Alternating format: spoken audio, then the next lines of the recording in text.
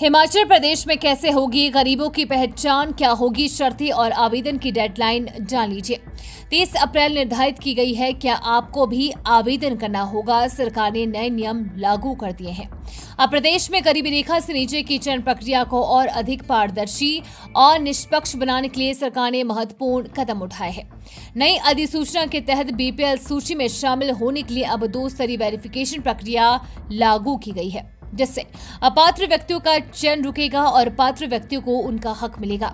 इस नई व्यवस्था के तहत पंचायत और सब डिवीजन स्तर पर गठित कमेटियां आवेदकों की पात्रता की गहन जांच करेगी। साथ ही आवेदन और घोषणा पत्र जमा करने की अंतिम तिथि 30 अप्रैल निर्धारित की गई है।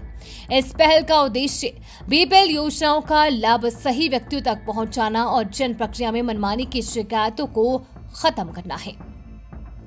ब्लॉक डेवलपमेंट ऑफिसर यानी कि बीडीओ नालागढ़ न्योन देरिया शर्मा ने इस नई प्रक्रिया के बारे में विस्तार से जानकारी दी। उन्होंने बताया कि पहले बीपीएल चयन में कई शिकायतें मिली थी, जैसे कि कुछ अपात्र व्यक्तियों का चयन और पात्र व्यक्तियों का छूट जाना। इन समस्याओं को देखते हुए विभाग ने ये पहल शुरू की है। शर्मा ने कहा कि नई अधिसूचना में चयन प्रक्रिया को और मजबूत करने के लिए 2 स्तरीय वेरिफिकेशन प्रणाली लागू की गई है। ग्राम सभा की भूमिका पहले ही की तरह ही बरकरार रहेगी, लेकिन अब चयन के बाद पंचायत स्तर पर एक वेरिफिकेशन कमेटी जांच करेगी, जिसमें पटवारी, पंचायत सचिव और आंगनबाड़ी कार्यकर्ता शामिल होंगे। ये कमेटी आवेदकों की आय और पात्रता की जांच कर अपनी रिपोर्ट ग्राम सभा को सौंपेगी।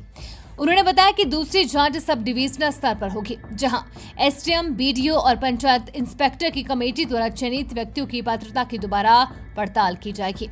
इस दोहरी जांच का मकसद ये सुनिश्चित करना है कि कोई अपात्र व्यक्ति गलती से चयनित न हो और कोई पात्र व्यक्ति छूट न जाए।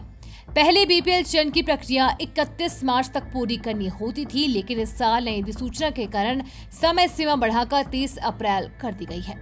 इस दौरान नए आवेदन स्वीकार किए जाएंगे और पहले से बीपीएल सूची में शामिल व्यक्तियों को भी अपनी पात्रता की घोषणा के लिए घोषणा पत्र जमा करना होगा।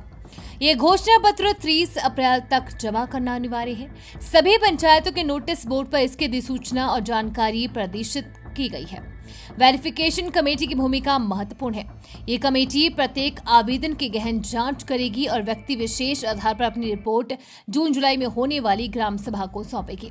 यदि कोई व्यक्ति अब अपात्र हो गया है, जैसे कि उसकी आय निर्धारित सीमा से अधिक हो गई है या उसने पक्का मकान बना लिया है, तो उसे सूची से हटाया जा सकता है। उनकी जगह नए पात्र आवेदकों को शामिल किया जाएगा।